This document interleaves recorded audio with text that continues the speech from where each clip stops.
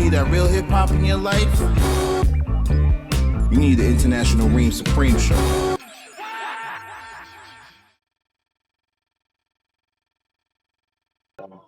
Oh!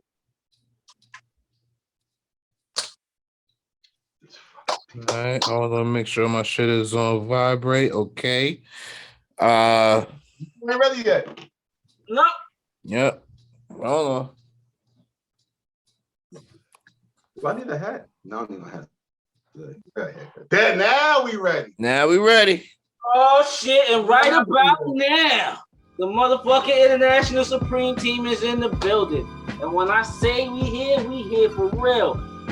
Look, Mr. International, my man Dice Game Scooby, aka Scoob, is in the building. International Supreme Team is hip hop. Let's go. Hey yo. Oh man, this is dope. Wow. Yo, the energy from the intro was just so dope. Taraji, I appreciate you. We are the International Reem Supreme Show. My name is Kareem Strong. Some people know me as Kareem Tillman. I'm both. That's you know, mostly the whole name right there. Yo, I got a lot of shit I want to talk about. I got a lot of shout outs as usually that I want to give. You know, I feel like it's been a while for a couple of reasons. You know, I got to my equipment and there's dust all over my shit. I was like, I ain't even touched this shit in forever, dude. You know, and life goes by pretty fast, right? And shit changes pretty quick. So, you know, I like to make sure that one, we catch up, and you know, two, we get into some topics that really matter to us. You know what I mean? As men, as fathers, as hip hop heads. You know what I mean? And we definitely gonna get into some hip hop shit. You know, one of the things that's irking me right now is, I'll say, media outlets. I don't want to point fingers at nobody, but there's media outlets that put out these lists, these top lists. And for whatever reason, I don't think that it's a sole opinion. I think it's a group opinion, because the list that these people be putting out is just straight fucking garbage, bro. Like, for real. So trash, bro. It's trash. I see the list. Just straight trash, bro. Like, there was a couple R's on there that was good, but some of them, I'm like, who the fuck is these people? And so here's the thing. I look for the people who are unknown that's making a mark. And I think that we do a really good job of discussing those artists on our podcast. I work pretty hard to make sure that we're not repeating ourselves and talking about the same people over and over ourselves, but most importantly, not necessarily following the crowd neither. You know, to me, that's not really one of the principles or standards in hip hop. It wasn't about really following a crowd. It was about always kind of finding something different. But we've grown so much from back in the days, you know what I mean? And as hip hop heads, we got to stay being purists, but at the same time, staying open-minded, bro. As far as this art form is concerned, this is an art form that started on the block. Like, it started in a park. It started in a hood. Nobody from back then. And there's people living to tell the story. You gotta understand, bro, hip-hop ain't necessarily that old.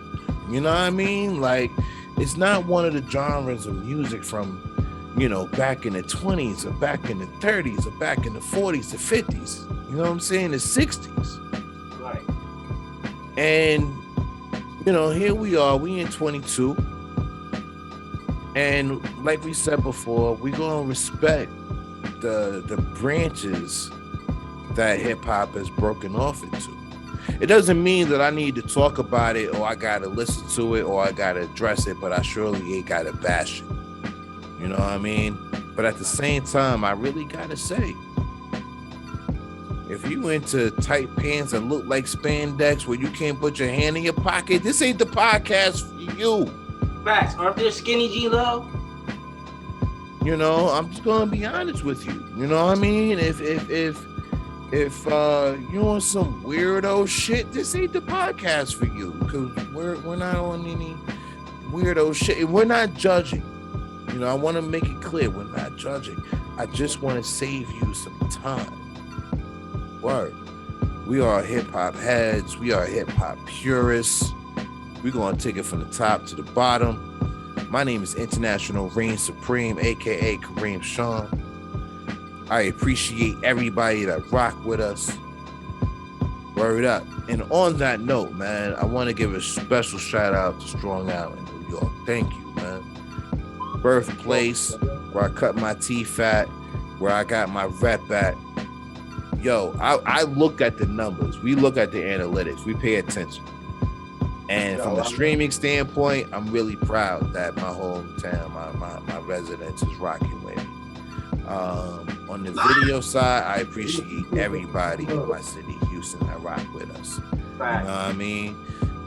We're a really dope podcast at the end of the day because you get three real different perspectives. You know what I mean? From real true hip hop heads. You know, Taraji's ear is not mine, and Scooby's taste ain't mine. You know what I mean? Scooby gonna fuck with a couple of y'all tight pants wearing ass niggas. I ain't even gonna front. You know what I mean? He gonna rock with y'all. And I don't mean like the, you know what I mean, the whack shit. Like Scooby ain't on no whack shit, bro. And that's one thing I could say throughout my life and having him as my big brother.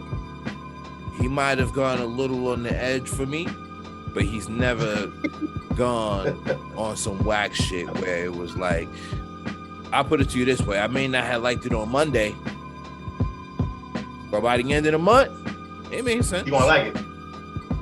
You gonna like it. You gotta fight with him. You gonna like it. Well, look. So, yo, man, I wanted to kick this off with something that's really, really, really huge in hip hop. You know, one thing that's important from a business standpoint as an artist is your ownership. And there's a lot of talk going on right now. And honestly, there's always some rumble of discussion when it comes to artists signing to major labels or staying independent. No matter what, either way that you go, you're always going to need distribution. You're not going to be staying up late at night paying people to burn CDs for you, package them, and send them out for you. Like, them days are over. Because we're not in the market that needs CDs anymore. I don't need a CD. You know what I mean? If you're on Jamaica Avenue in Queens, you still pushing out CDs, bro, stop doing that shit. Don't hand me a CD, tell me how dope of an MC you are. Give me a business card with one of them scan joints on there to your SoundCloud or something. You know what I mean? Again, we in 22, bro. Like, a lot of shit is played out by then. And because of us being in a different era, we see things different. You know what I mean? And most importantly, we're used to getting our music different. Man, streaming platforms. It's a lot of streaming platforms out there that stream whatever kind of you want. Whether it's no one saying the underground hip hop, whether it's somebody out that's right now, whether it's commercial. There's mad streaming spots to go to stream something. Everything. Ain't nothing wrong with SoundCloud. Ain't nothing wrong with SoundCloud. I know SoundCloud, like me, I fuck with YouTube music. They always do that shit for me. But you know, I bounce around with Matthew, but they know my music comes from YouTube music. Yo, Taraji, what's one of the artists that's popping now that you discovered on SoundCloud? I got one I got one. I want to see if you got one. I just ran into this boy today, and and the reason it draws a blank right now because the song was so jamming, and I played the song. Matter of fact, I think I played the song enough as to where if we was all hanging out and and I'm just playing the song over and over because I just found it today. Y'all niggas, yo, turn this shit off. We done heard this shit 4 times at the crib. I mean, one of them. So, and I can't think of the artist's name, but he's a guy. It says on the, when you hit the link, it says he's out of Mississippi somewhere. Now, I've never been one just to go far south for music, but since hip hop is so easily accessible and you can make an album in your house now while you're watching TV, I found him. You said Mississippi? Yeah, he from Mississippi. Look, he sound like Crit, but it's not Crit. You know what I mean? Yeah, Crit got You don't know his name? No, it said it had the picture, the card, it's the cover. You can make your own cover at SoundCloud. It's a cartoon picture, and it says his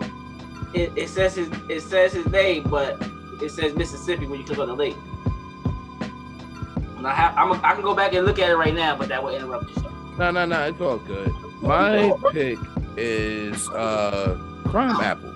But I've discovered Crime Apple on SoundCloud. Oh, you talking about all the blue? Huh? That's popping now?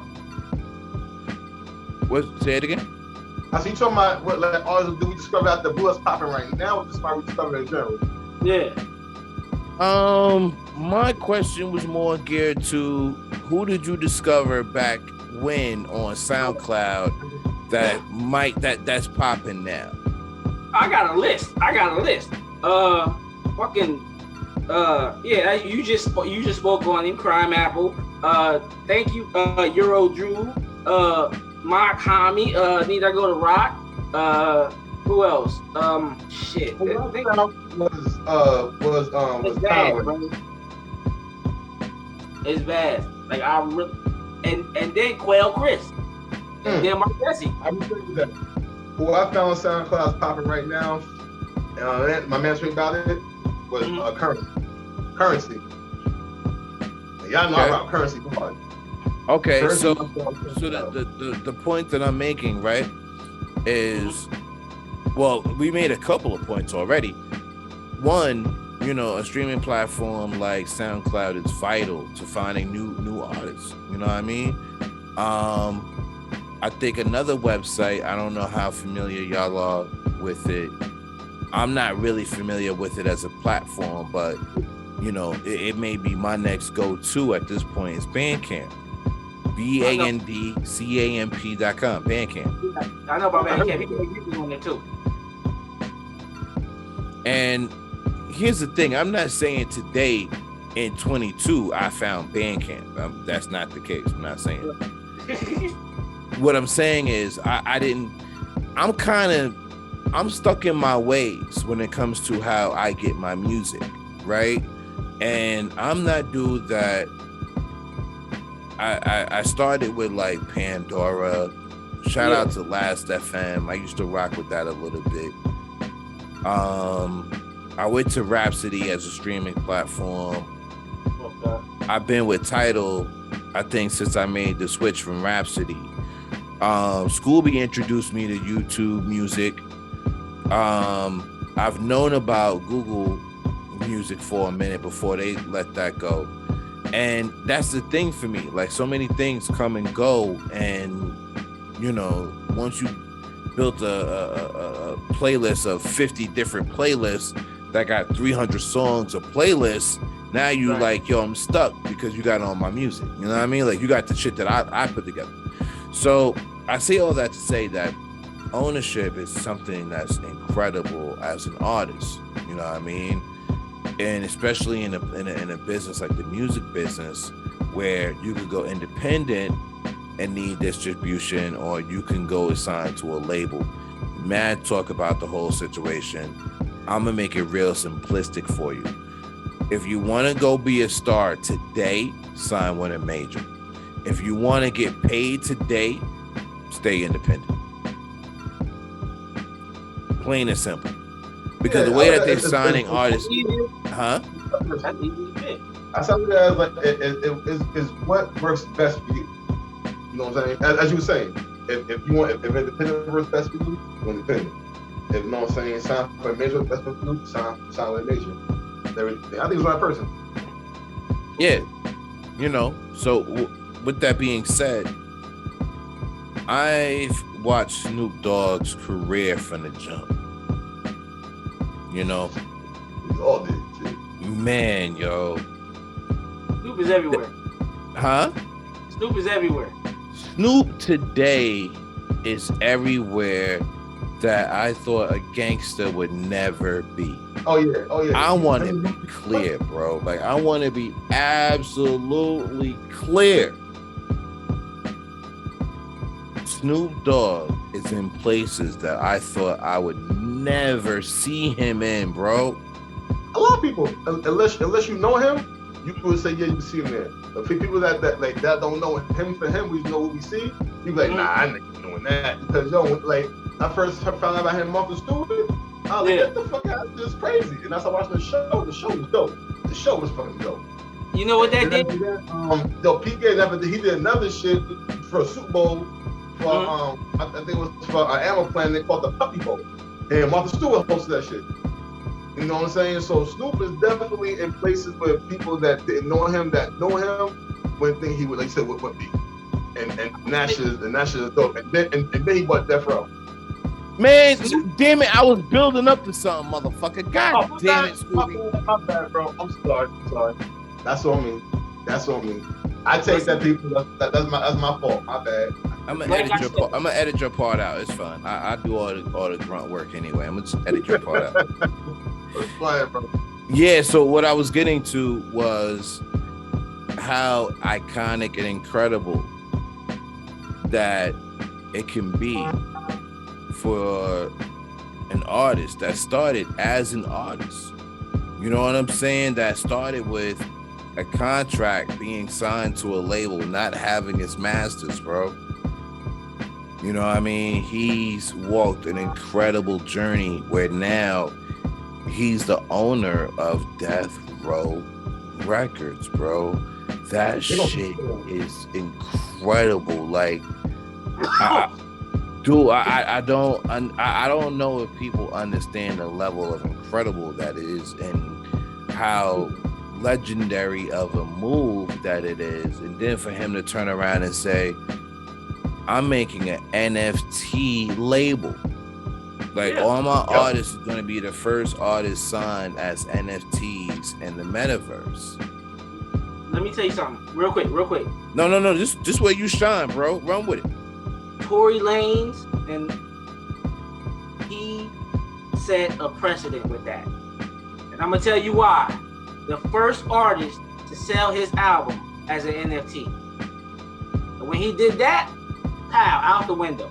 I guarantee you, he's the first one, regardless of, and I don't even have no grudges or nothing against Soulja Boy, but you got your YouTube shit. Tory Lanez set a fucking precedent with it. I'm gonna sell my album NFT for $1. Everybody that buys it can still gonna make big money off of it because they're gonna sell it. Like it is nothing but genius move. And Snoop is out here playing chess, buying Death Row.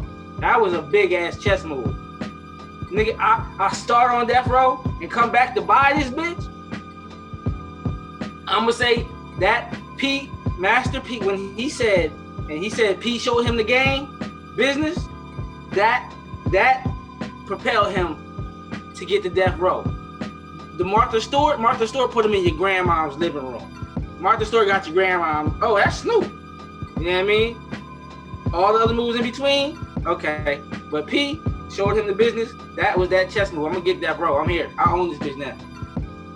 Nah, definitely. That was the move because the one thing that I remember saying, he was like when he got with No Limit and started working with P, he said P showed him the game. You know what I'm saying? Like, you know, he showed him how to maneuver, how to place pieces, and how to, you know, and how to get bread. Like, it was cats that was signed to him making bread. You know what I'm saying? So he said he gonna have his artist signed to the T, so he like, yo, you put out, you gonna make your bread too, and everything. Yup. And like I said, by him buying Death Row, that right there, I was telling my man my job, I was like, yo, they gonna put some shit out.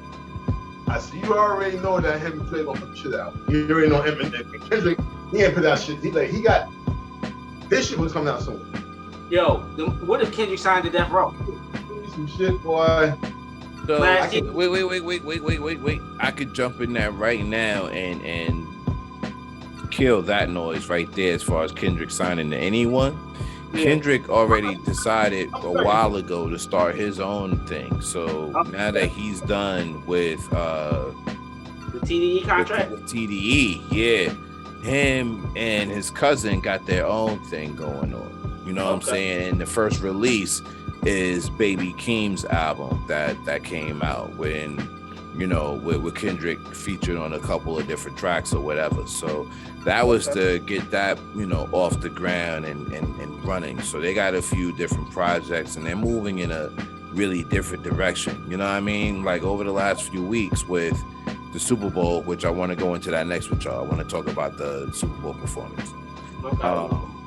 But with the Super Bowl performance date approaching, there was a lot of rumbles about Kendrick releasing new music. There's going to be a new single right before the show. None of that shit came out. And I don't believe that it got anything to do with his current situation. I think it has all to do with him and the control of his music at this point. So I'm interested to see what Kendrick would do and how he plans on doing it moving forward, because I mean, he's fucking Kendrick Lamar at this point, you know what I mean? And to be honest, the more that he kind of stays low key, yeah, it's probably going to help him more than hurt. Because it's like you got people that's gonna be being like when he's gonna pound something. Yeah. He's not gonna tell you. He's gonna assume. Yeah. And that you know, I'm just saying in general, like I'm talking about you. I'm saying in general, like when they all work together, like they do a project together. I'm saying like that, like that's one. Yeah, I can see Kendrick being and I'm no disrespect. I can see Kendrick doing an NFT album, being the type of artist he is. You know what I mean? Like putting something out NFT because one, nobody's ever put let me see how I say this. Being his with his art, he could do it, and it would sell. Just for the simple fact, not saying he's a conscious rapper, but you know, for the type of rapper he is, he can do it. I think the Snoop doing the NFT thing, that's gonna be big too, but I think Kendrick will be a little bit bigger because of the type of artist he is and the type of following that he has. You understand? Now Death Row, that Death Row NFT gonna be big, but at the same time, Kendrick Lamar. Because Drink Champs is already partnered with another NFT company, and they're putting out their NFT. It's actually called the Culture NFT Group. Drink Champs partnered with them. They've got a collab with them, so Drink Champs put out NFT. So I see the whole thing just blowing up. You know what I mean? Okay, we did it. You know, so I see artists moving forward towards that. All right, I can feel you on that. And on the note of, you know, Kendrick Lamar, let me ask you this, going into this whole Super Bowl conversation, right? Okay. So I kind of want to talk about this whole Super Bowl performance from a higher view, okay? From the jump, there was a lot of discussion about Jay-Z partnering with the NFL. Right. And that partnership didn't happen overnight. It actually took so long that Jay-Z had time to diss the NFL, release the music, and everybody heard it, right? So now they partner together, right? And the idea is they bring in Rock Nation to help with culture and diversity within the NFL. So far, Cap still is without a team, and that's his own political thing within the NFL, right? Right. And I'm not saying these things as saying that they are any way Jay-Z's responsibility. Okay? Because I'm not talking about his responsibility to Cat. Yeah. I'm not one of them people that feel like Jay-Z owes something to Cat. Right. Okay? But the way it's all in the presentation. You know what I mean? It's all in presentation. Come on, it's not recording. Huh? Okay. I feel like if they would have said we're partnering with Rock Nation to bring performances to the NFL, then that's what it would have been, right? Right. To help us with performances for the NFL, that's what it would have been. But it seems like that's what it's been, and well, that's what it's kind of going to be. You know what I mean? Because it's been a couple of years in the making now, right? So Yeah. I say all that to say that I'm not one of the people out there that's expecting Jay-Z to be, Voice for Cat. Farrakhan. Or I'm not expecting him to be, some political dude that is in charge of making a change within an organization like the NFL. And so many people are asking, well, what was Jay's advantage to the deal or whatever it might have been? Or, did he sell out his people in the ways of seeking football team ownership? And I don't know if that's the case either. So I wanted to make sure that I kind of threw my opinion out there about his position before I kind of moved any further, because it seems to be a pretty hot topic now that, this whole thing about the halftime show. Let me cut in. Now, let's just say Jay-Z's got his hand on the entertainment. Let's just say if now, we don't know what's going on behind the scenes. Let's just say Jay-Z is working up to NFL ownership. That would be big. I give it 4 or 5 years.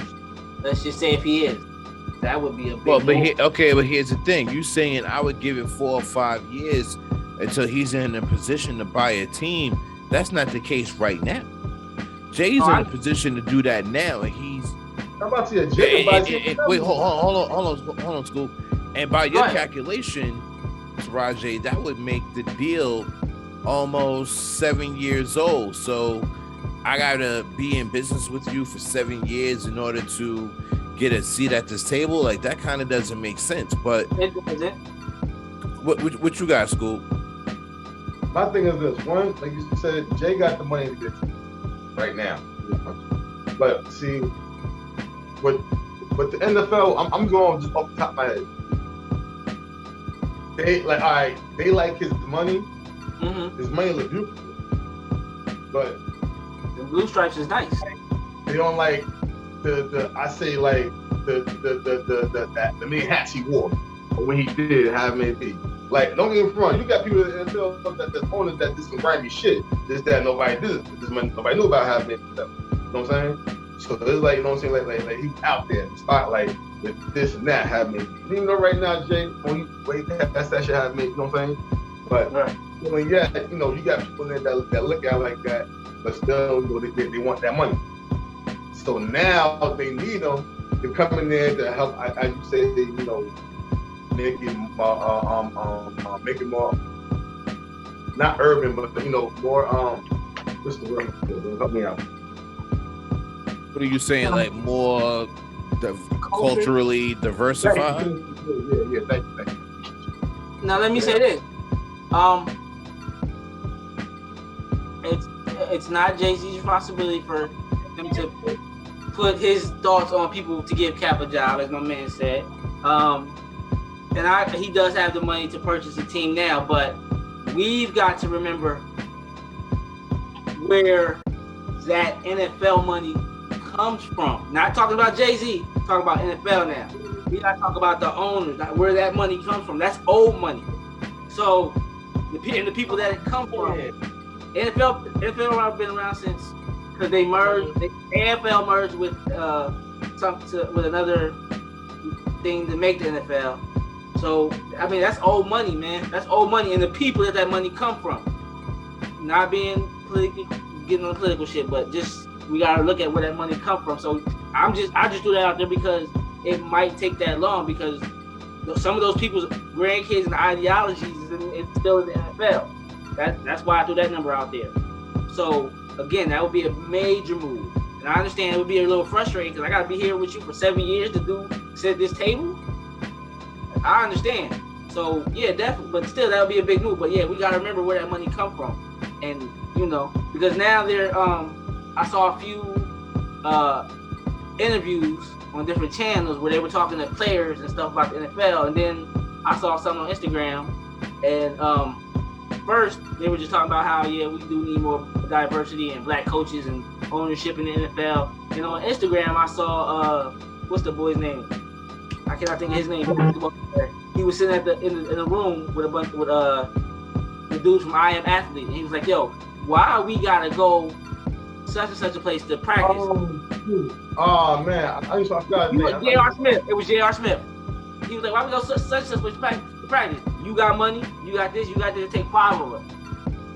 And that's right.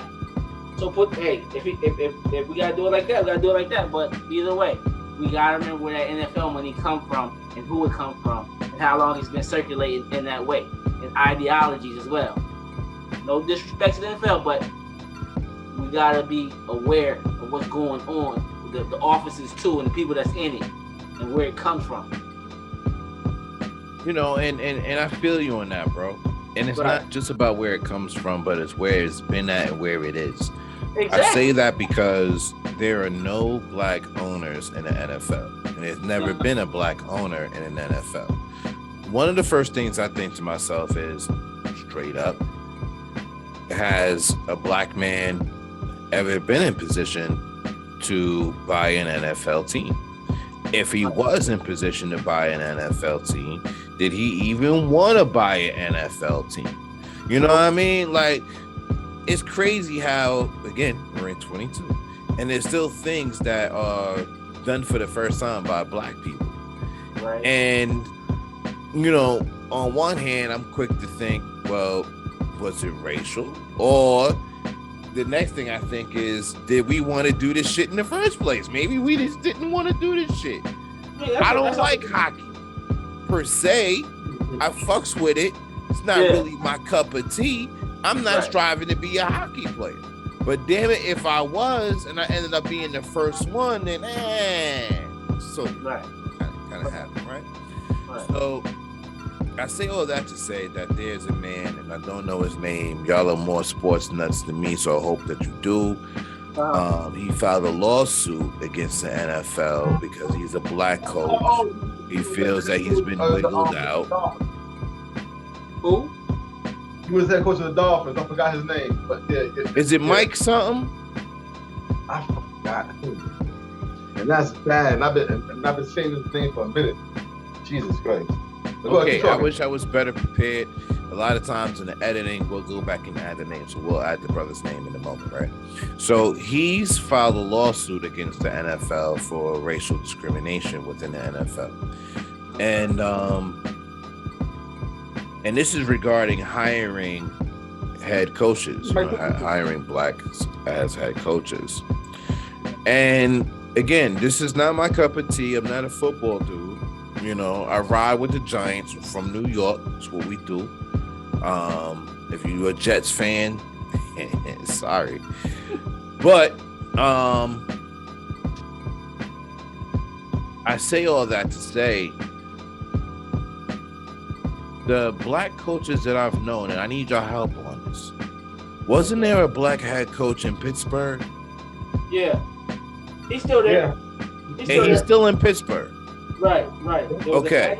And then this brother was down in Florida. He was in Miami with the Dolphins, yes? Yeah. Okay. Yeah. His name. Huh? There's been a few black head. Tony Dungy was is black head coach. No. Wait. He was in Indiana, right? Right. Okay. Tony Dungy was in Indy.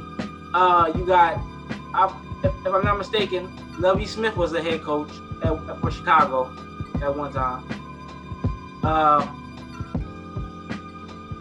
Who else?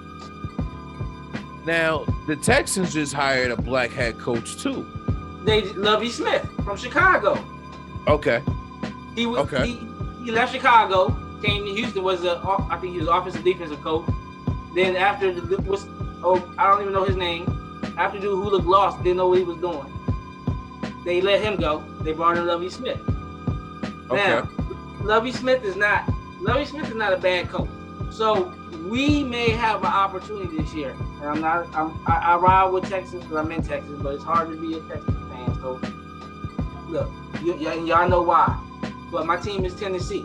But Lovie Smith is definitely a good coach. Lovie Smith is definitely, he can definitely make some moves.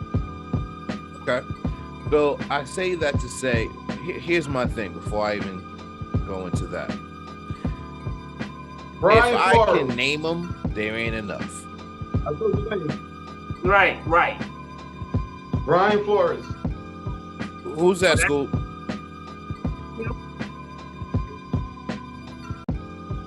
Wait, who's that? Brian Flores. For what team? The coach Miami Dolphins that got fired. He used to be in the NFL. Okay. So, are we missing anybody? Let me think. No, that's no. And I don't want to speak about like of all time. You know what I mean? Over the last 5, I know shit switches. Over the last 5 years would be good enough. Yeah, no, that's it. That's it. They said Tony Dungy. Oh my God. Mike Tomlinson. That's Pittsburgh. Yep. This dude Brian Flores, we played him dirty. Jesus Christ. You said Lovie Smith, right? I said right? Yeah. And look, it's not been a lot. Yeah, Art Shell, back in the days, Art Shell. But see, now you're saying back in the day. That's what I'm saying. I didn't want to go too far back because now it's like we're trying to stack a collection rather than looking at what's been going on in the most recent history of hiring in this position, right? So I feel there's a lot of things to consider as far as the talent pool between blacks and whites as far as this position. I try to stay as fair as possible, with hopes that the best man wins whatever position that he's going for based on record, experience, reputation, and character. That's still where I stand today. Going further into this discussion of NFL and Super Bowl, WAC 100, who's been the manager for the game, came out and said something about the game having a public argument about, how he felt not being included in the Super Bowl performance that Jay-Z and Rock Nation put together.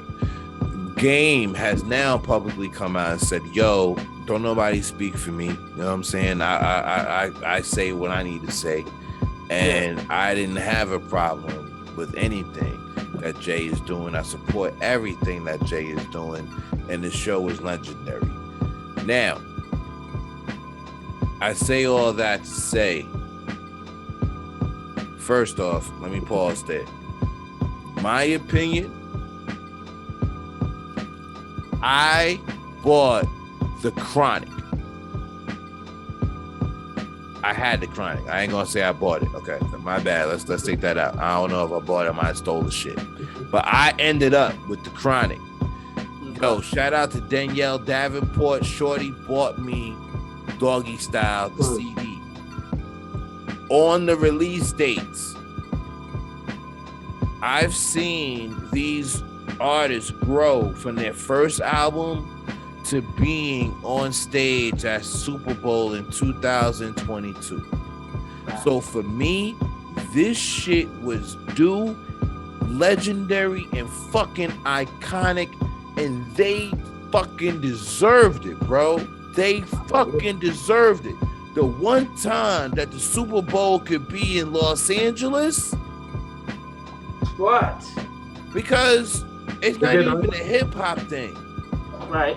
if you want to make it a music thing, you tell me who's bigger, who's better, who sold more, who means more to Los Angeles, California than Dr. Dre and Snoop Dogg. Right. And Death Row Records outside of Interscope. Right. Who means more than Dr. Dre to Los Angeles?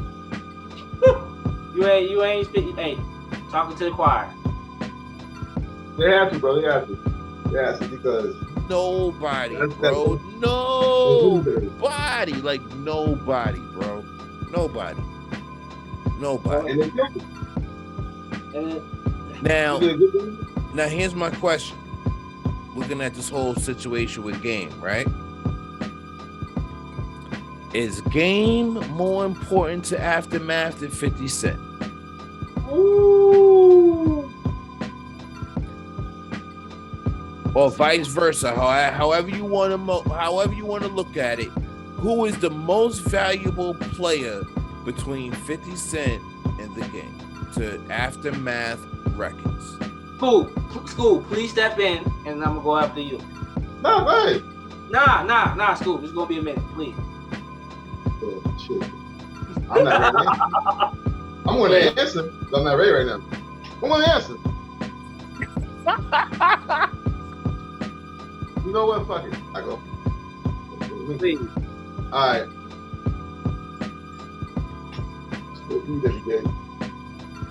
But Wait. You know what? I'm gonna buy y'all some time. What? And I hope that what I'm saying doesn't influence you in any way. no. When you say something, I know what I want to say. It's like, because we can break it down different ways. go ahead. School. No, so it's a good question. But everybody will break it down different in their own perspective. You know what I'm saying? And that's what's gonna make it dope. You know. So if you want me to answer now, I'll wait. If you want me to answer now, go ahead. Okay. I've already jumped in, so let me go ahead and spit this and back out. All right. All I really wanted to say was I wanted to remind the people who rock with us right now, whether you're watching, whether you're listening, and you haven't formulated your opinion yet. The Game, if I'm not mistaken, only had one album on Aftermath.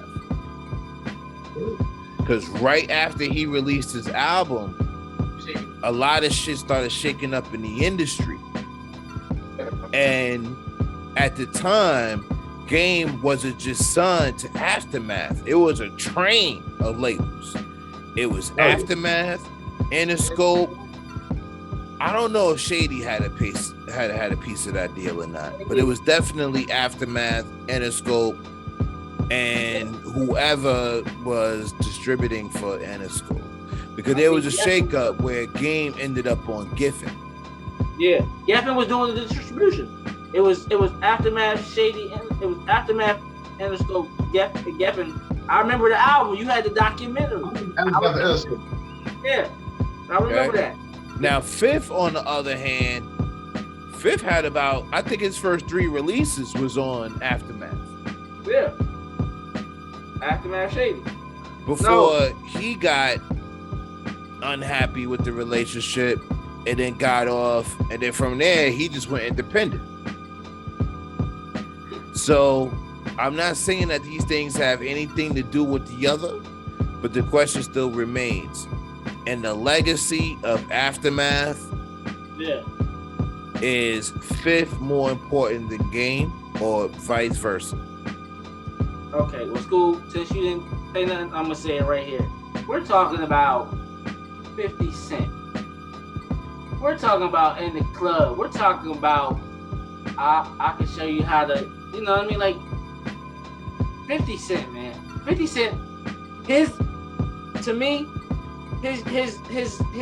plan from the jump was I'm playing chess. I'm gonna clear the board with club bangers, but I got that hard shit too.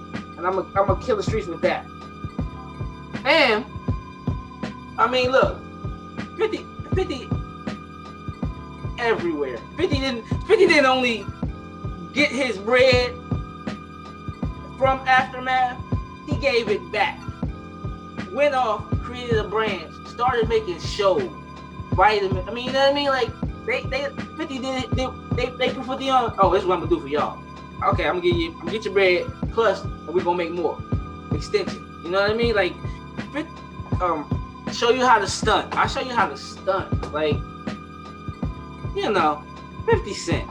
So from what you're saying, Taraji, is 50 had bigger records than Game, and he's gone on to do more successful things than Game. Yeah. Okay.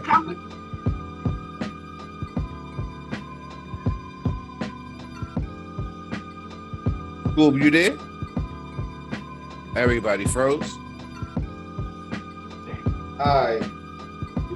Yeah, man. Yeah. All right, cool. It looked like everybody had froze for a moment. I hear what you're saying.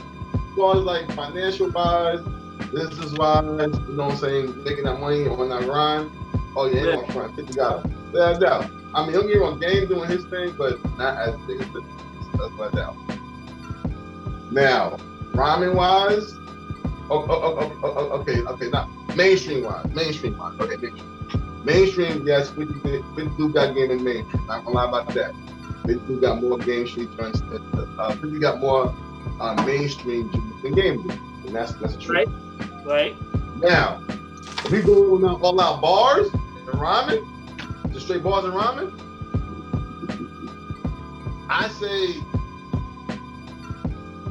because Game got some shit on some mixtape that people like, what the fuck? Like, he got some shit on some mixtape that was dope. So right. Fifth. They both. So we looking at towards that point of view. Yeah.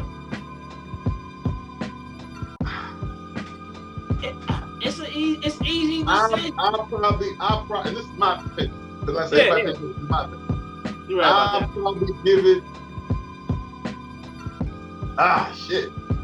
I would give it to this. I would give it to I would give it to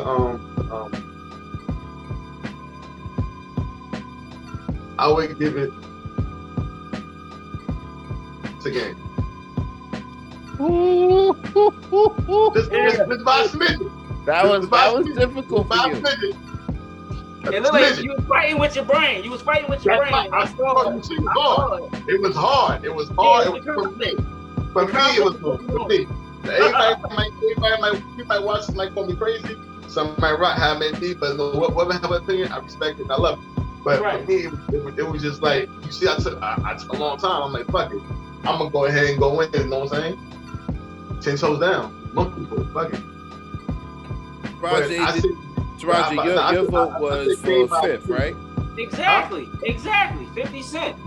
50 Cent. Not only because of what he did with Aftermath, but the branches he created off of Aftermath. Because let's not get it mistaken. 50 Cent was getting his own bread from the mixtapes. Then when he hit and kept hitting, and you know, now we ain't gonna get into the other 50 Cent albums after Get Rich or Die Trying. We ain't gonna get into that because you know, but you know. Yo, you have to get into that, bro, because the Massacre is after that. Yeah, but I mean, let's, you know, I mean, was it as solid as Get Rich or Die Trying? Was it a bad album? No, but was it as solid? Not to say that that's like saying we expect the OJ. No, but at the same time, it wasn't as solid to me as Get Rich or Die Trying.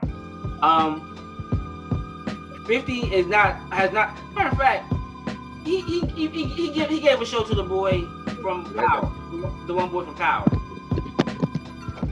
Tommy. Tommy got his own thing now. He got spent. What does that got to do with anything? I'm going back. I'm going back to it.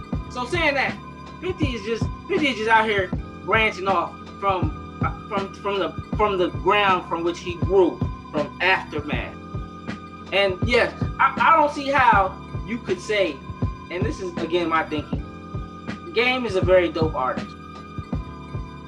but the little nonsense and XYZ that he was getting into, you know, little scraps here and there, that kind of, you know, but I would say as for the gangsters, Game might be is a bigger artist, is a better choice, but 50 just, you know, 50 just came in and got just steady eating food, like. So you know what? Listen. I'm gonna cut you there because I respect your opinion. Right. I'm gonna start off by saying that first. I do respect your opinion. I just went to my streaming service of choice and looked at. I wanted to be just, you know, I want to keep this in hip hop. Yeah. Because hip hop, look, man, if you kind of look at it, man, hip hop money isn't enough money for real artists that outgrow that level of their career. So for him to turn and blow up with stars is a blessing, and can't take that away from him. But I'm not giving him that credit right now because that's not what the conversation is based on. The conversation is not really based on who's had the better career after Aftermath. The question is still who is more important to the legacy of the label. Yeah, 50. Off top. Okay. I can't say Game but, because I'm gonna say Game because Game would push it more harder. Well, like, you know, Game. Wait. It's not that Game was pushing more harder because again, we have to pay attention to what happened. What happened was Game released that one album on Aftermath, yet and still he was still in Scooby's POV, or to Scooby's point, he was still riding for Aftermath. Go ahead. Right? On his albums. Okay. And the way that he was still riding for Aftermath on his albums was by name dropping Dr. Dre in all of his lyrics. Right. But one of the problems that hip hop heads, including myself, always had an issue with to begin with Game, with all the name dropping in his lyrics to begin with. Like, nigga, you don't need the cosigns, bro. You know what I'm saying? Like, you're beyond that. I wanted to keep this conversation really based off the music they released and kind of how they've grown in the music part of it, right? So, in my opinion, and I don't know if y'all are in agreement with this, and I hope that people who are in agreement, disagreement, whatever it may be, as I start to unfold this, leave a comment. Let's talk about it. Okay. Fifth released more projects on Aftermath. Right. But Fifth doesn't have as many albums as Game does. I hope that people will agree with me that we gotta take the documentary and kind of move that to the side when it comes to Game's albums. How many albums does Game have on Aftermath? And the legacy is okay. That hold on. Let me answer that question. We're gonna take this one at a time. That's what I just want to make sure that this is a mixtape. Because I swear it could have been just a documentary. Hold on. I want to be clear.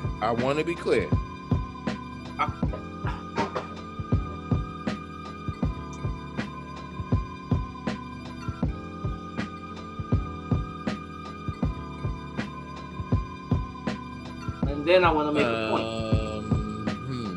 Wait.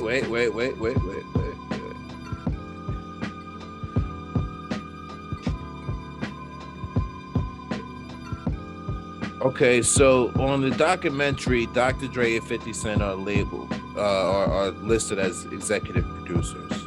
The album, who is he with? He's with Aftermath. Is that the only album? Hold on. I'm with you. The album record label section on Tidal, because I want people to understand where I'm seeing this from. Okay. It's Interscope, Aftermath, Universal Distribution, Universal Aftermath, G Unit, Interscope. Okay. Hollywood. So really, he was signed to G Unit. He was G Unit, signed to Aftermath. Okay. So how many albums? Okay. Wait. Because the story was he couldn't get his music off, and Aftermath was going to drop him. So 50 signed him to G Unit. It still had the affiliation with Aftermath. Yes. Okay. So that one album or how many? I mean, what's the number of albums? I'm going through it. Hold on. The situation. No, I don't want to do that neither. Oh fuck, whatever. Yeah, the situation started. Hold on. I'm about to answer that question right now.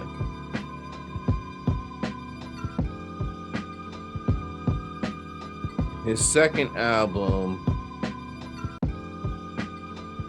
If I'm not mistaken, it was just Nope. documentary. His second album's on Aftermath Giffen. Okay. And that was Doctor's Advocate. Okay, so that's two. Wait. So, huh? That's two so far. That's two so far. 2 albums Aftermath. Then he released LAX. On Aftermath. I'm getting ready to look down. I'm looking now. Okay. Because I don't think that was. Because I think that's when the whole. Nope. situation- LAX is he's out of Aftermath by then. Let me make my point right now. What legacy? You were part of a label for two albums. What legacy? What legacy? You have nothing against Game because I love Game. Game is a dope motherfucker. But you have no legacy with Death Row. Aftermath. I'm sorry, excuse me. You have an album with Aftermath. Then that's it. We can't put you on the legacy. You're a California rapper, yeah. Legacy, none. Right there, that's that whole conversation. Because you have 2 albums on the label. After that, so what legacy, sir? Like no disrespect. And to back up what you're saying, all of Fifth's albums came out on Shady Aftermath, except for Animal Ambition, because that's where he's went independent. And then back to your point again, he went into being the executive producer of Star, shows like Power and everything else that he's doing now. So yeah, man. In this question, I think 50 Cent definitely wins the discussion. Now, I got another question for you. Legacy with Aftermath is secure. Has he made better albums than Game? Now, I ask because Game has more albums, more mixtapes, it seems, than Fifth. And to be honest, I didn't like Before I Self-Destruct from Fifth. I didn't like Curtis from Fifth. No. Of course, Get Rich or Die Trying, super classic. And what was the second one? The Massacre. The Massacre. Yeah, it was nice. The Massacre has some joints on it. It wasn't one of my favorite albums that year. Yeah, it's like My shot right was Get Rich or Die Trying. That was good. Game did some work. Can you compare? Okay, let's start here. Can you compare the documentary to Get Rich or Die Trying? Which is better? Is Massacre? I heard the documentary. I heard documentary too. So we have to look at that. Doesn't matter the number of albums you put out. It's the material and which album was better. And agreed. And on that note, on my opinion, I think Game has put out better albums than 50 Cent. And I think that his albums after, and that's why I don't mind having the discussion where we put the documentary to the side, because he still got really hot singles that's come out, and the documentary too, no doubt, dog, like no doubt, hands down, fucking fire ass fucking album, bro. You know what I mean? But you know what? That's a discussion to have too, because when I really think about it, at the end of the day, I probably really like one other Game album outside of the documentary, being Documentary 2. Not saying that he ain't have fire on all the other albums. Yeah. But now that we're discussing it, and I'm thinking that my ideas out loud, outside of the shit with TV that Fifth does musically, right. Shit, him and Gabe might be neck and neck. I can see that. By a smidgen. I said by a smidgen. It was hard. I can see that. All the stuff we do for, you know what I'm saying? They said the TV shows, the drinks, everything. Oh, that's 50 hands down by freaking Usain Bolt mine. Now, like you know what I'm saying, like far as like putting that joints and having some hits with them joints, that's why I said like they both had a good battle, but I say Game by a smidgen. That's how they it's kinda hard. Now we talking about holding Death Row down far as like promoting, oh shit.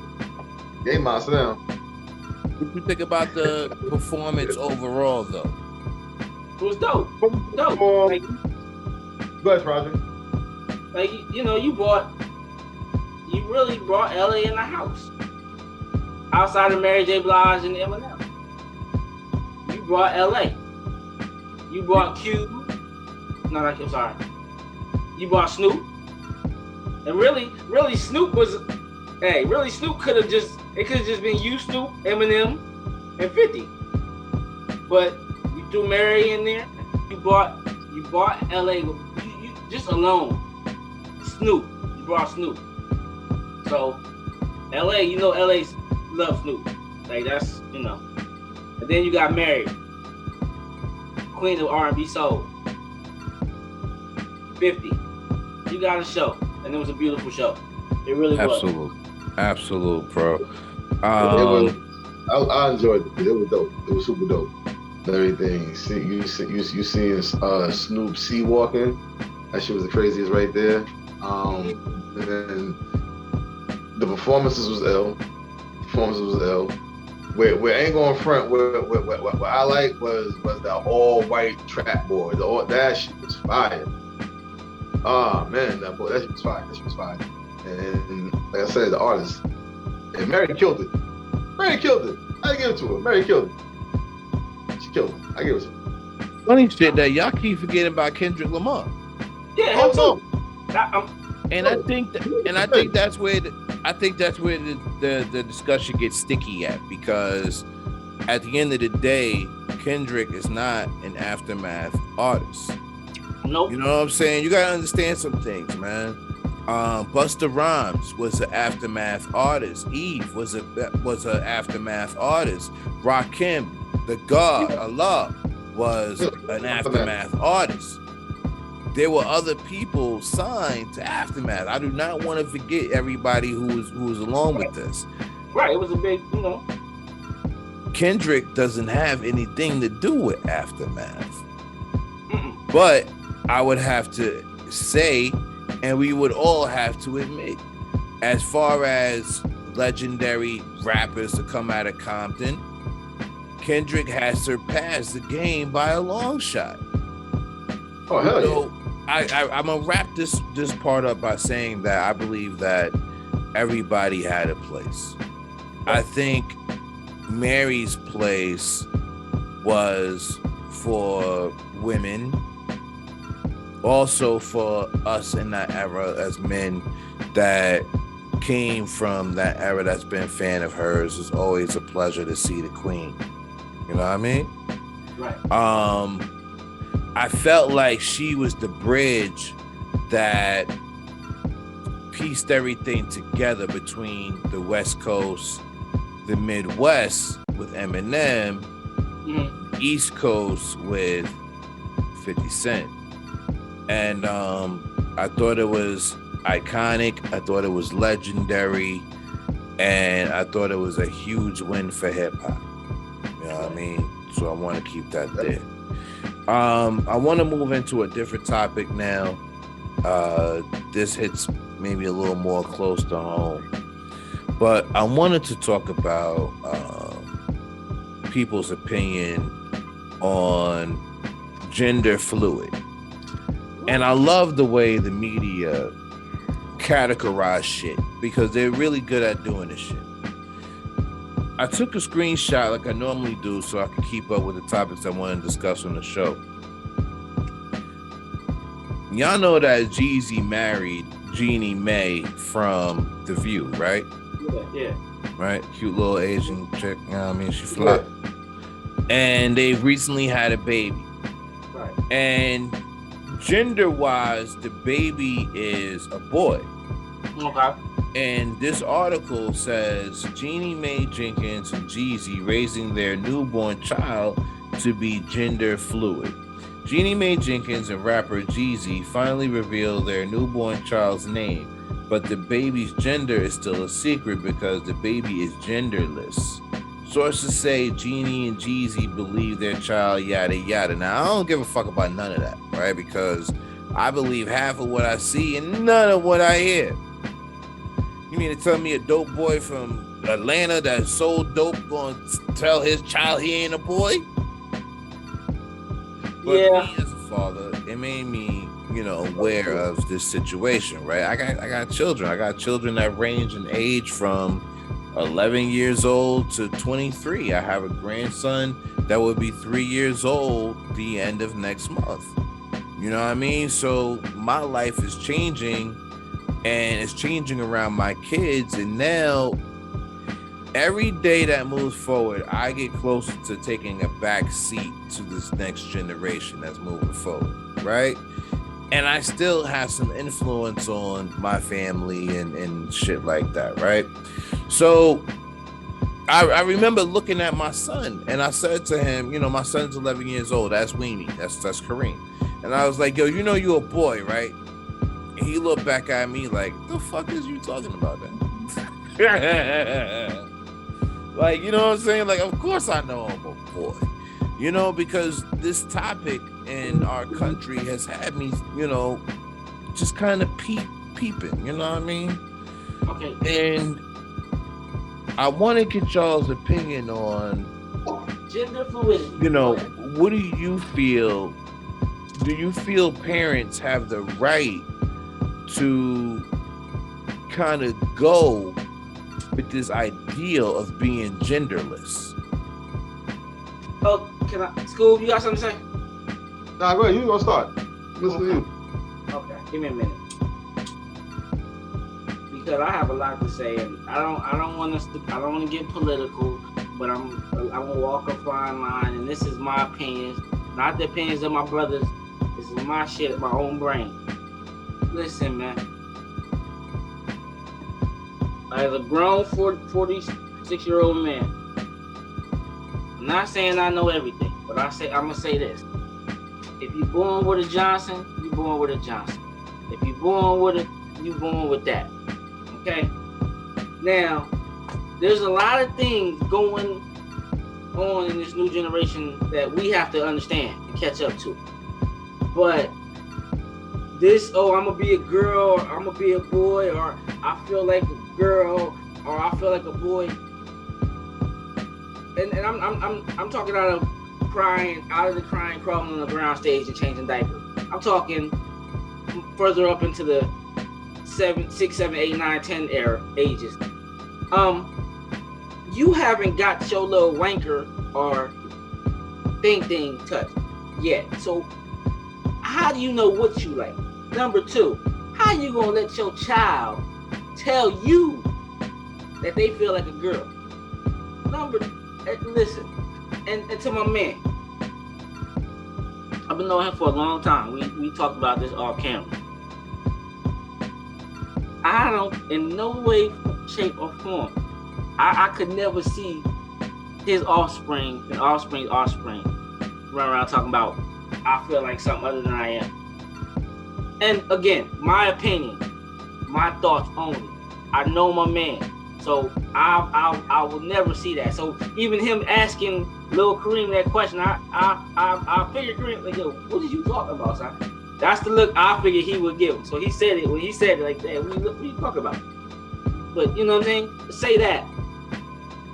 We gotta stop. Oh God. The parents of today have to stop cowering down to the kids. And not cowering, but being so, I'm trying to be your best friend, and I'm gonna let you go ahead and walk around in the dress even though you were a boy, or I'm gonna let you walk around in some Timbos and saggy jeans even though you're a girl. And you, how do you know what you like at such a young age when you ain't been there yet? I'm always trying to go back home. That's all I'm gonna say. I'm always trying to go back home. So what you got? This is my thing right here. That's what she said first thing off the door. If what you born as a boy, you born as a boy, born as a girl, born as a girl. That's the thing. But my thing is, some don't know how they feel until they get a certain age. So to say like they don't know, like you know yourself to who you are or how old you get. If you don't, something ain't right. Yeah. You know what I'm saying? But to either like you got some girls that grow up and even though they're a girl, they feel like, yo, no, I should have been a boy. It might seem crazy, but it happens. You got boys out there that you see boys, athletes, how many bees in that third, they felt to themselves like, yo, I should have been born a girl. It happens. You know what I'm saying? Like if it was to happen, my thing is like if it was happening to somebody I know, just deal with it. You just shun that. For you to shun, not saying nothing, for you to let shun a child away, but tell you that like yeah, it's gonna be fucked up, yeah, it's gonna hurt, but then you know what I'm saying, it will hurt more if you turn that child away. You know what I'm saying?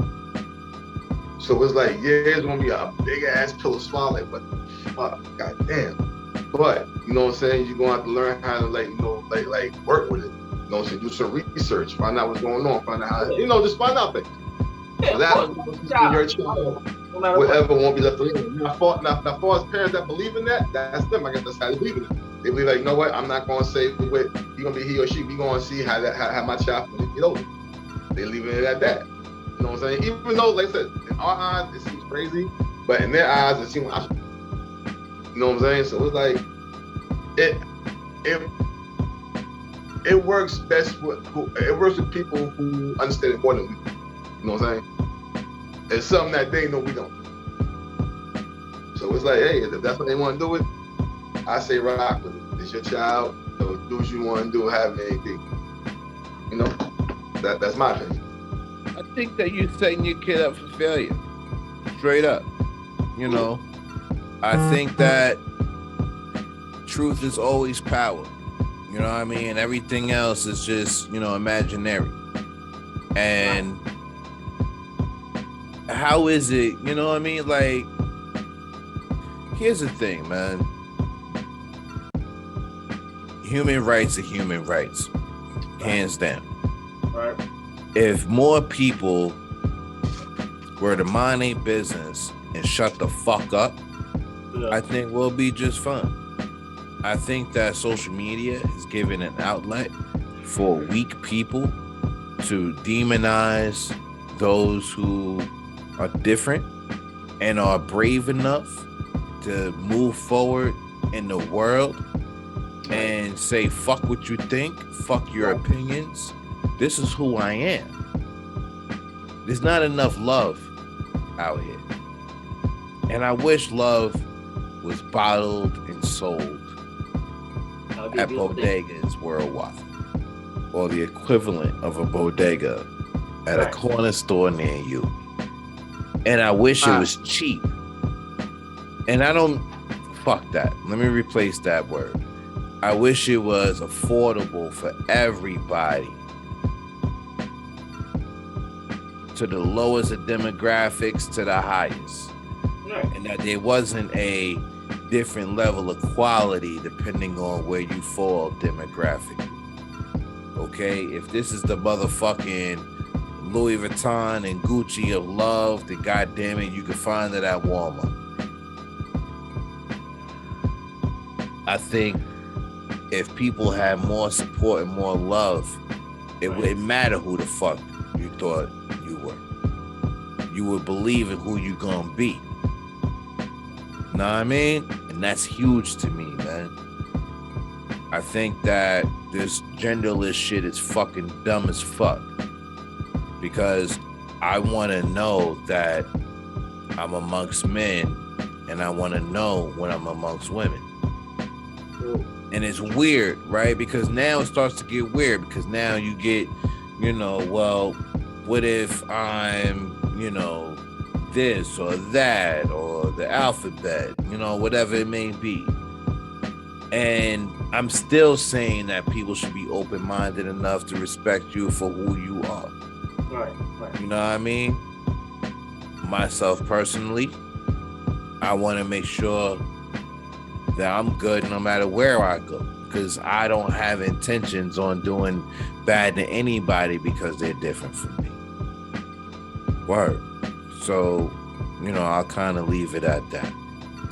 And on that note, going back to hip hop and culture, I am so proud to say and discuss that A Tribe Called Quest are inductees into the Rock and Roll Hall.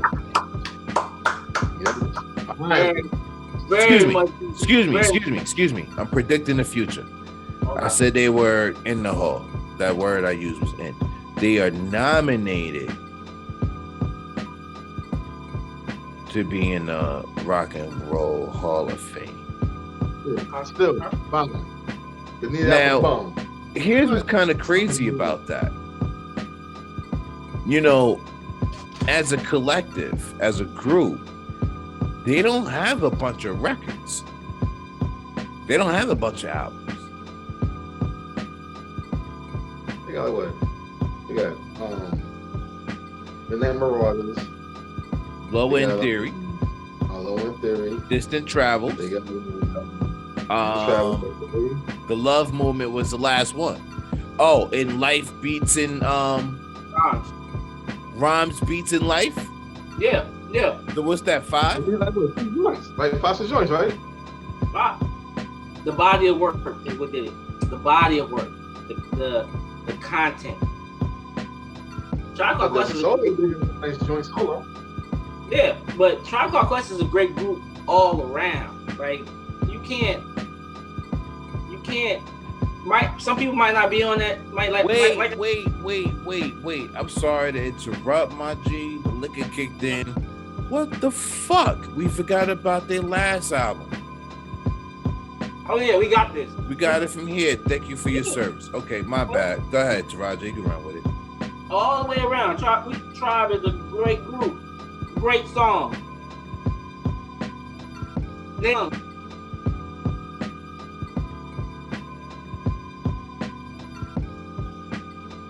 yo, is in the Rock and Roll Hall of Fame.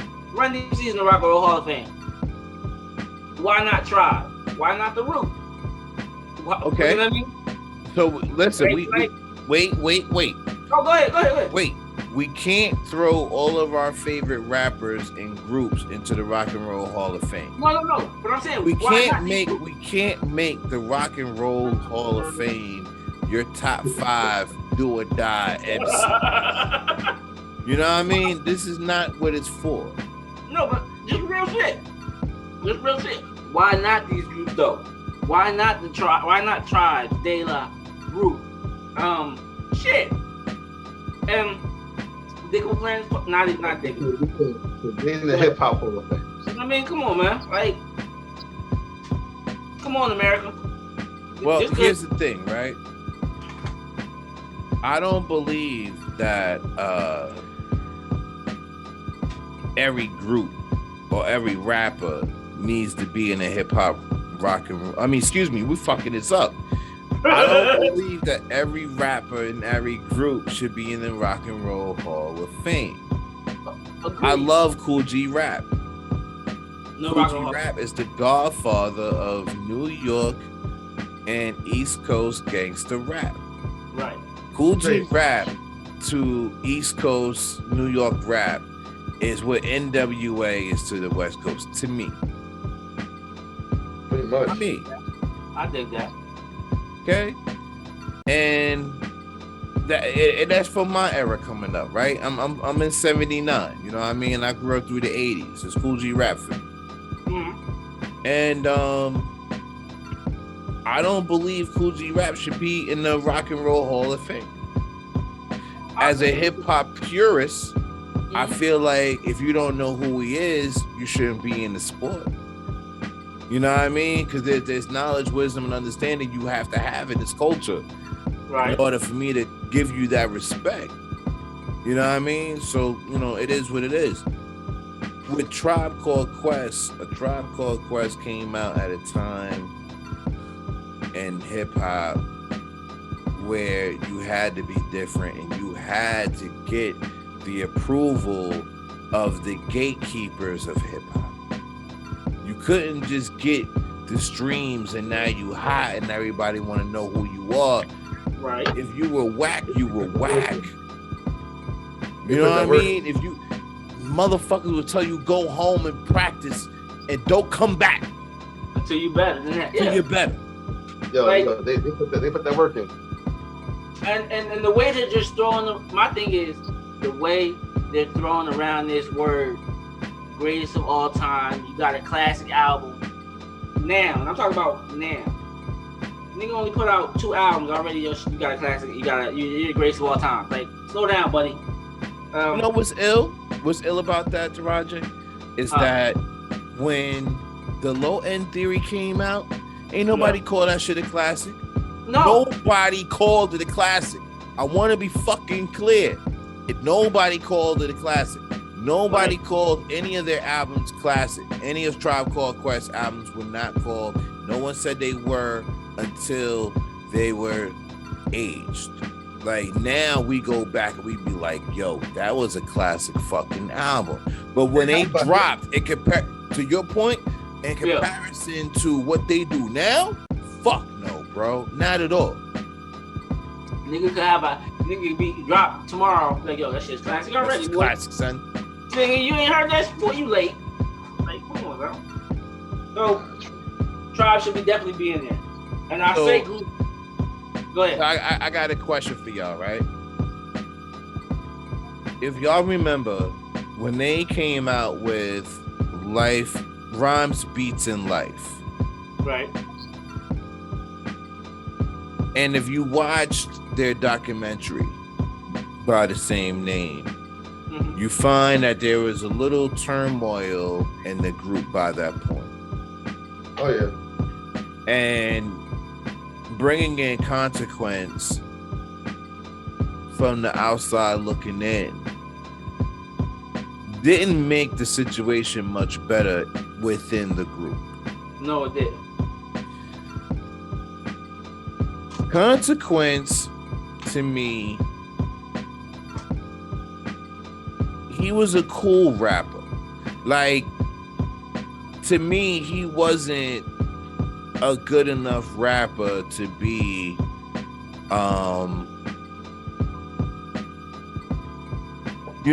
singled out and have his own lane, and this is the rap artist you want to be like, this the rap artist you want to follow. Right.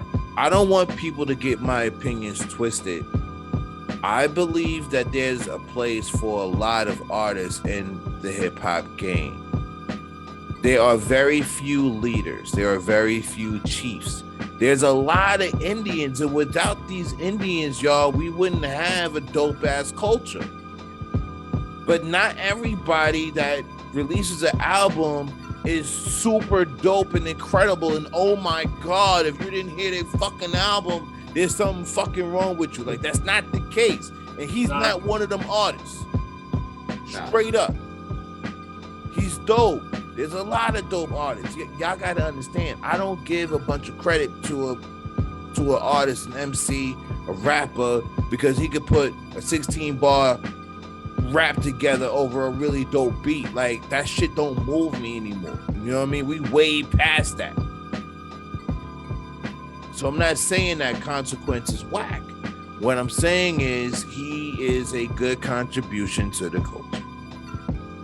Okay? My question is, would y'all had rather keep that album the same and keep Consequence in that position, or would you rather had it been Busta Rhymes?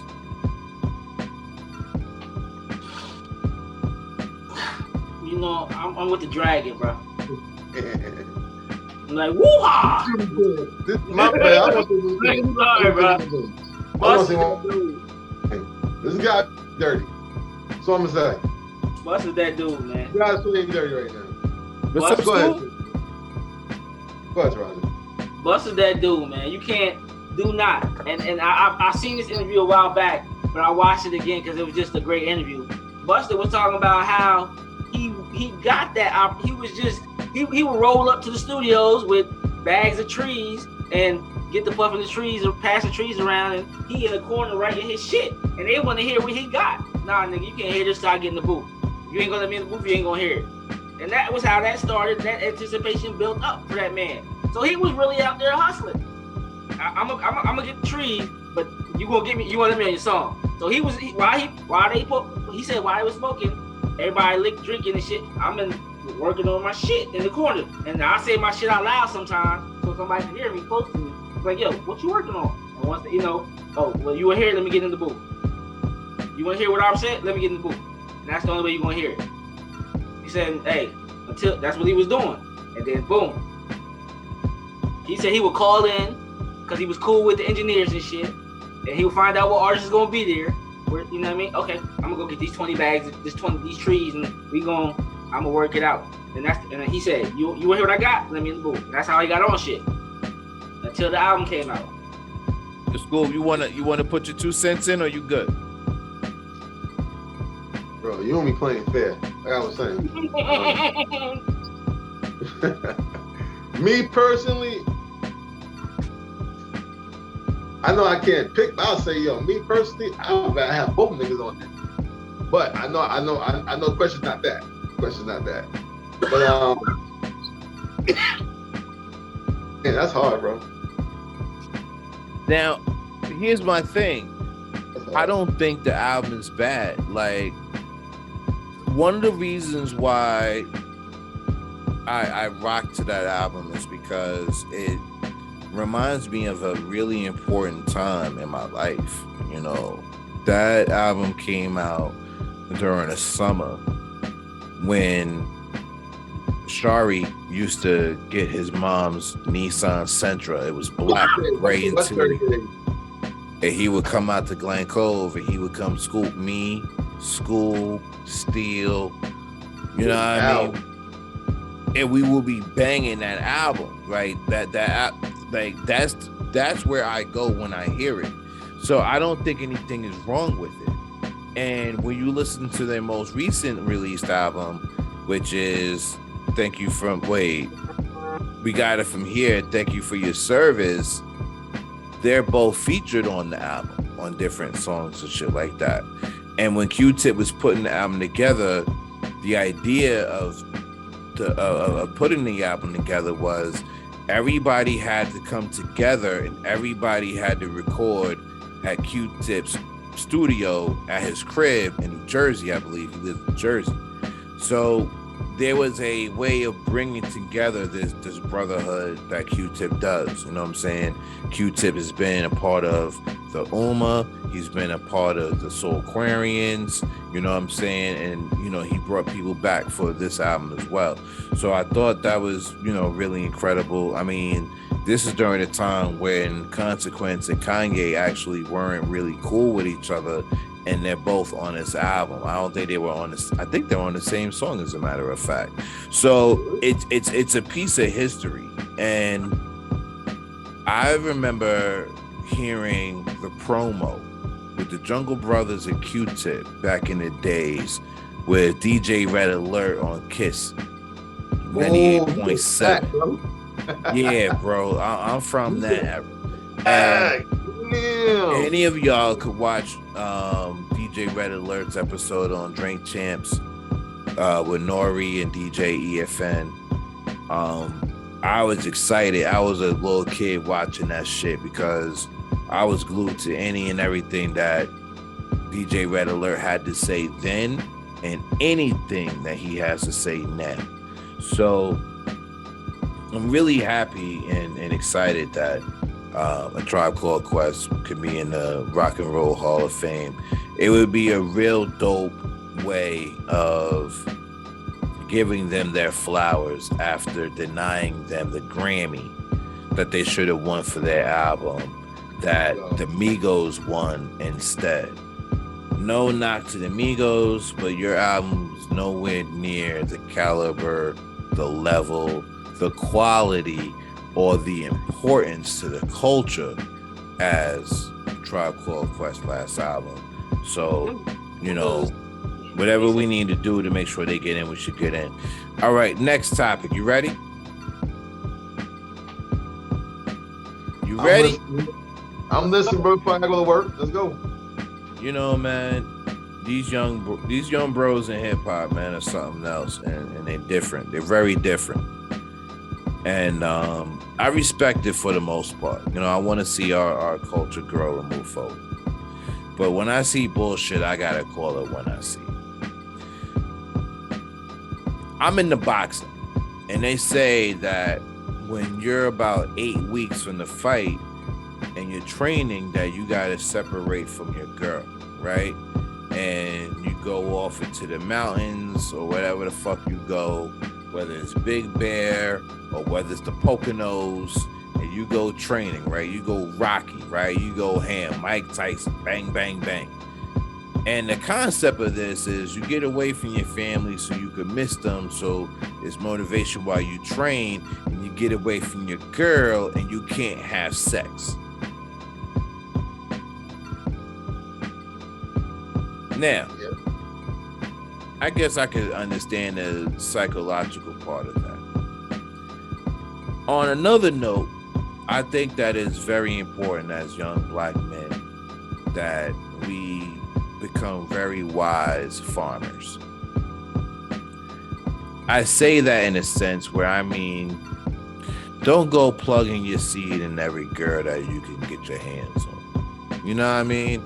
I say that with some experience too. Not saying that I got bad baby mothers, but I got my own fucking list of problems. Kevin Gates and Joey Badass has come out recently saying that they're on a semen retention movement. I've seen that. Now, semen retention movement. Imagine a bunch of motherfuckers backed up and fucked up because these little motherfuckers got they fucking opinion like, nah, I ain't busting no nuts. What the fuck is wrong with y'all? Look, let me tell you something, man. Bust your nut. Don't bust in it, bust on it. I ain't asking these brothers their opinions first. I'm going to go ahead and shoot in the gym. Look, man, ain't nothing better than coming. Coming is the most fun thing that you could possibly do in your life. I don't know too many things that's better than coming. Commission checks, yeah, you know, paying your bills on time, you get a grace period for that.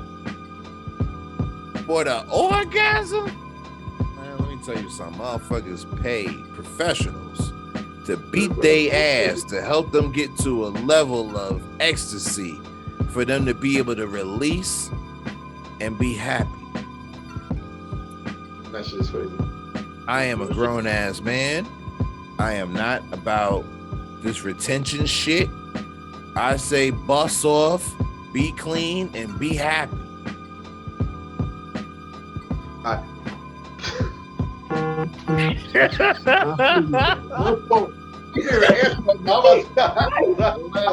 School, you first. Nah, listen, no. Listen, Taraji, go. I'll be right back. Well, I mean, look. Okay. I saw two different. One guy made a joke about it, but I saw the Kevin Gates and I saw the Joey Badass clip about that. And that was the guy who made a joke was saying something totally different. But I don't understand that shit. I don't know what y'all be doing thinking. That's that millennial shit, man. No disrespect to the millennial kids, but y'all on some bullshit. I don't know. Not something, but that's some bullshit. I'm just let y'all know, man. Now, if that's what you choose to do, that's what you choose to do. But y'all on some bullshit, man. Shit. But that shit right there, that's some bullshit. Like, I don't know. That's right in line with the I don't know what I am. Like,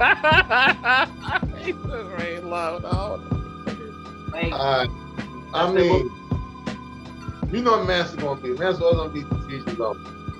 If I ain't do that, if I'm an athlete, I'm a boxer, and I know if I gotta do a 3-hoop basket fight, yeah. But doing it right now, no. I know I can. Hard. Yeah. You know, but again, look, man. If it's about anything I said earlier about being a wise farmer, you know what I mean by that is. Oh yeah, definitely. but Yeah, because look, I'm gonna put it out there, right? I started having children at a very young age, right? I wasn't even. I think I was a few weeks shy of 18 before I had my first child. I remember. And I made Big School godfather of my first child, which was a huge mistake. He sucks as a godfather. I know I told you I did. Yeah, it's fine. You know, it's all good. He's happy that he got somebody to claim. He knows I love him, but he knows he sucks as a godfather. I started having children at a very young age. And I believed at the time that I would be with this girl forever. And in some cases, at this point in my life, I already was. You know, we had been together for a few years. I met her when I was really young and, you know, yada, yada. We would move forward and we would have 2 more kids before we fell out. Nobody really knows who they're dealing with until it's probably a little too late. And people change, you know. You could have met this one person, and then all of a sudden it's like, yo, who the hell are you now? You know what I mean? And that goes both ways.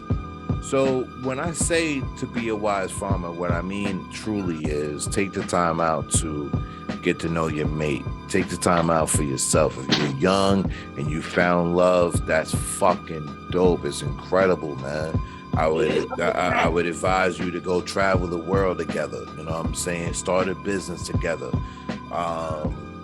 Knock down some huge goals. Get married. You know what I mean? And enjoy the relationship before you bring in kids, because kids will change your world. You know what I mean? You gotta be bougie with your shit. You know what I mean? You can't just be. You gotta be bougie Johnson. You gotta have a bougie. You gotta be bougie with your Johnson.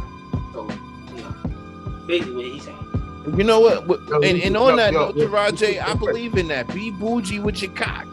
You know what I'm saying? You ain't gotta knock everything down and try to holler at you. Right. Yo, listen, real quick. Yo, when this next recording stop, I'm gonna go and take me in that real quick. So I got work tonight. So we gonna edit that part out. Scoop, I love you, bro. Yeah. Like, yo, Yeah. gotta go sleep. I work overnight. It's got to be bad. Shit. All right, bet. So look, let's knock this out right quick, right? So we got past the dick thing. All right, check this out, right? We in February right now. Okay. I wanted to talk about, you know, we started off earlier talking about people's lists and how they're corny, right? Right. And our lists are always the best lists in the motherfucking world. We ain't going because we international supreme team. The international list actually is what this is. The international list. So let it happen. And we motherfucking said so. So check this out, right? I got a list of 7 albums from January. I think one of them might have fell in late December, but I wanted to bring it into January, right? And I'm not talking about Nas neither. What I'm talking about is Rick Ross, Richer Than I Ever Been. Shay Noir, Food for Thought. Wow. Earl Sweatshirt, Sick. Man. DJ Muggs with Riggs, Gold. V Don, Better Than Money, fucking incredible. Ninth Wonder with Mussolini, The Don and I. And I left this last one open because I wanted to see, what you brothers might have felt should be number 7 for our list for January. It's okay. It's okay. That album is there as long as it's there. Which album? The Mussolini, man. It's crazy how like everything you said on your list, you might say then we got the same exact list. Everything you said, I'll say yep, like, yep. Like, yeah. And that's think about it, that's the first time that either all three of us or two of us had the same. Oh shit. All right, so look, my list only has 6. I need one more to make it 7.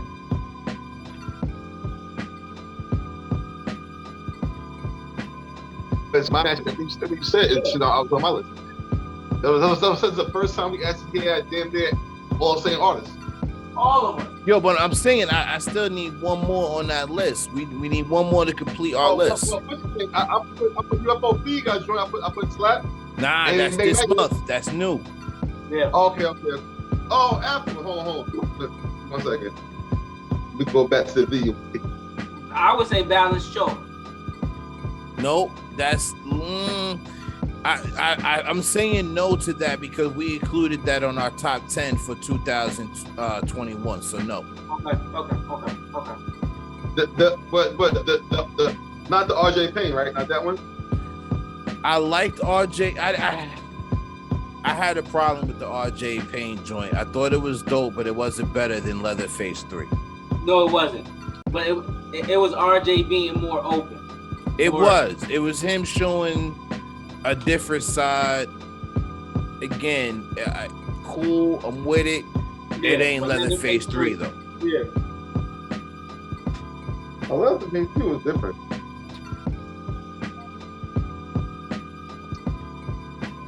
Oh, it could. As far as right now, it could just be the one that we all agree on. As far as right now, we still need one more. Planet Asia. He released an album in January. The one that was. When was that one released? The last one he released? No, we talked about that. So no. Okay. Dang. Yeah. We need one more.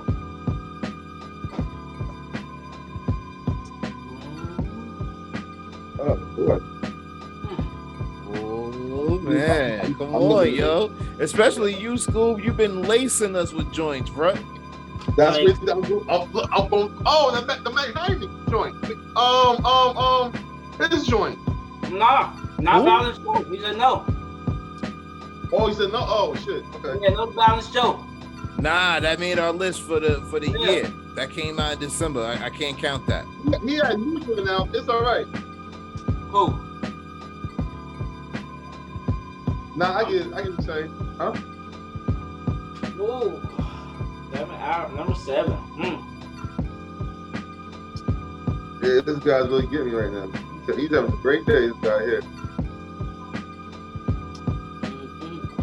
This guy right here is pretty good at this, huh?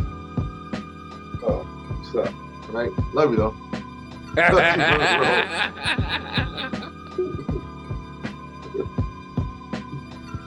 Oh, man. Everything I'm about to say is stuff that came out now.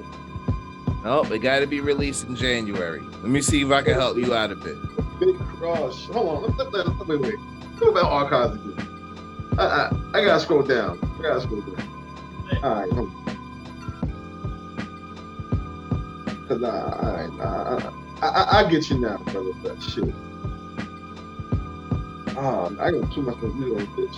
That's hard. Okay. All right, so look, according to hiphopdx.com, and there are other albums, I want everybody to be clear, there are truly a bunch more albums that hiphopdx.com may not put out there. This is just to help Scooby. We got Rap God, Montana of 300. I don't know who the fuck that is. Drip Season 4 from Gunna, Dawn.fm. Oh, I got this. Huh? I got that. She ain't listened to it yet. Okay. Dawn.fm, The Weekend. I don't care. Somebody by Big Baby Gucci. Token. Corday came out with From a Bird's Eye View. Jim Jones and DJ Drama released We Set the Trends. Little Reek or Little Wreck with 10 or 110 or whatever that might be. Earl Sweatshirt, but wait, Earl Sweatshirt. Yeah. Did I name Earl Sweatshirt? No, there's nothing. I did. That album. That is a beautiful. That's a nice project. Nope, I got Earl on the list. Earl don't count. Okay. Vado released something. I got that. That shit is hot. I forgot about that shit. Damn. Yo, from the looks of it, we may not have a 7. That's what I'm saying. Because I said everything that's out already came out. That's why I was like, I couldn't find one. Oh, this is different. Listen, well, if you're gonna find one, it gotta be something at the end of 2001. I mean, at the end of 21. I'm sorry. Mm-hmm. So we want to do something at the end of 21. You can throw that as a 7. But do something right now, you have to wait. Nah, it had to be based on January. Everybody released in January. Okay. All right, cool. So look, man, I mean, that's what we got. We got 6. We like to aim for 7, but we got a solid 6. Our next episode, because we're so far into the month of February, I think it's pretty cool that by this time next week, we drop our next 7. We go over some more topics. You get the real from the real. Again, I'm International Reign Supreme, Kareem Sean. You can follow me on the gram. You can follow us all on the gram at Reign Supreme Show. You can follow me on Twitter, where I'm most active at Reign Supreme Show.